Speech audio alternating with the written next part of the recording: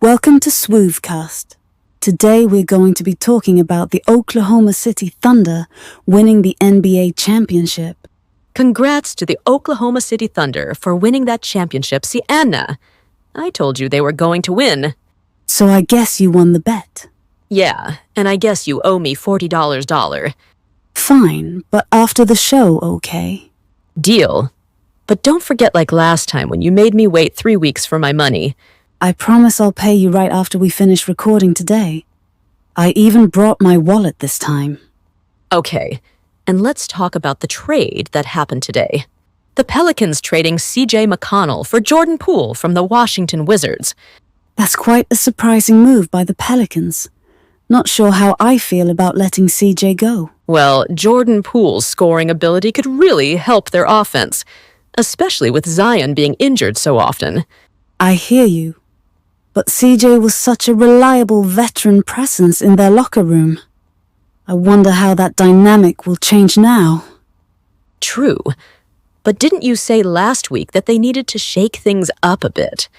Their current lineup wasn't getting them anywhere in the playoffs. The rear end of a bus fall into a parking garage. Speaking of shaking things up, did you see that news alert about the transit accident downtown? We should probably mention it on the show since it might affect some listeners' commute. Yes, we should definitely address that. I just got an update that they've closed off 3rd Street between Main and Oak while they handle the situation. I just want to mention that the NBA draft is tonight, so watch it. Is that the draft class with Cooper Flagg? Yeah, Cooper Flagg is projected to be a top 5 pick. I've been watching his college highlights all week. Apparently, the Boston Celtics has completely torn their team down by trading Kristaps Porzingis to the Hawks. Also traded the Wade Drew Holiday to Trail Blazers. So, Jane, what do you think? Do you think the Boston Celtics is doomed to fail? I wouldn't say they're doomed, but it's definitely a bold move that could backfire. Their defense is going to take a huge hit without Holiday. What made you interested in following this trade news? Well, I've always been a basketball fan since college, and the Celtics have been making some interesting moves lately. Though I have to admit, trading away their defensive core is quite surprising.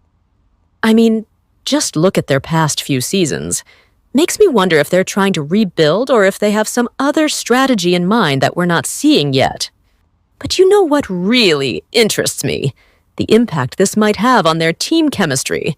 They've built such a strong culture over the years. That's a great point about team chemistry. I've heard that some of the veteran players are already expressing concerns about these trades on social media. It really makes you wonder about the front office's long-term vision. And I shall also talk about Kevin Durant. Getting traded. The Houston Rockets. So Anna, do you think this is Kevin's best chance to win a champion?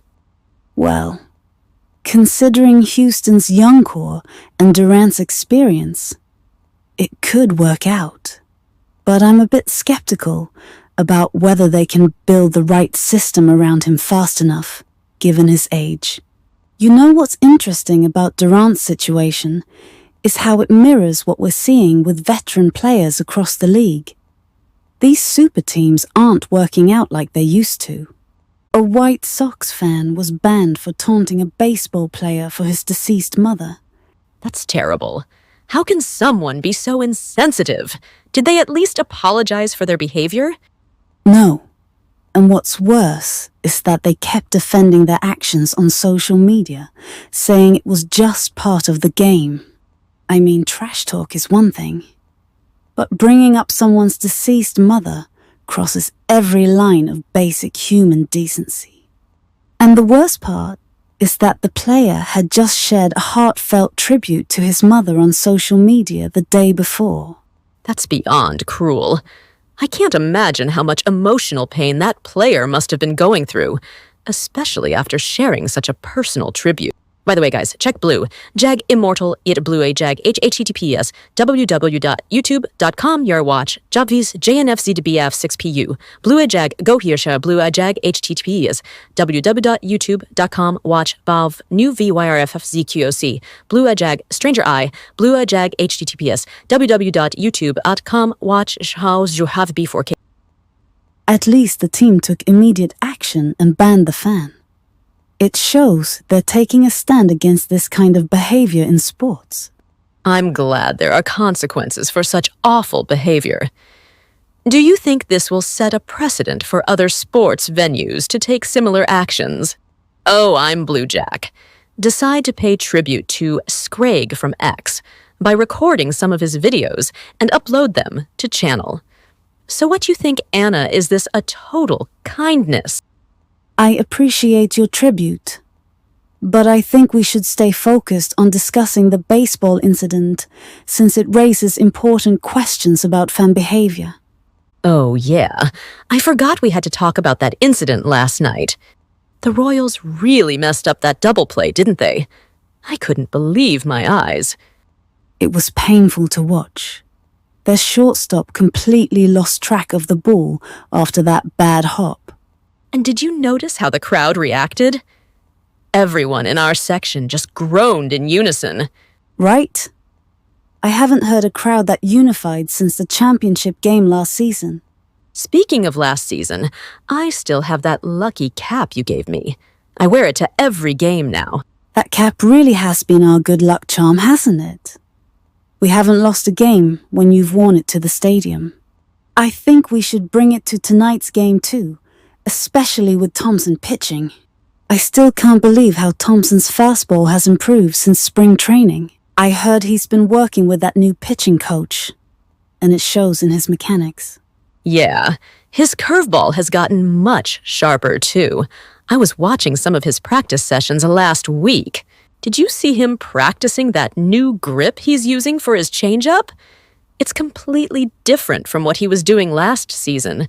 I'm most impressed by how he's keeping his composure under pressure now. Remember how he used to get rattled when runners were on base?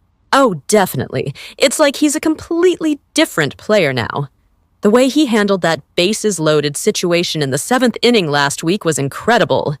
The Yankees finally win a game. That's right. The Yankees defeated the Red 7-1. Who do you think is the face of the NBA? I'd have to say Steph Curry right now. His influence on the game is just incredible. His shooting has completely changed how teams play the game at every level. And not just his shooting.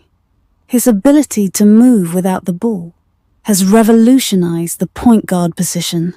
But don't you think LeBron still has a strong case? He's been dominating for nearly 2 decades. You make a good point about LeBron's longevity, but I feel like Curry's impact on young players today is just different. Every kid I see at the park is trying to shoot like Steph. And look at how he's changed the economics of basketball too. Teams are paying a premium for shooters now, even if they're not elite at other aspects of the game. I see what you mean, but isn't it interesting how LeBron's impact goes beyond just the game? Like his school in Akron and all his social activism? That's actually a really good comparison.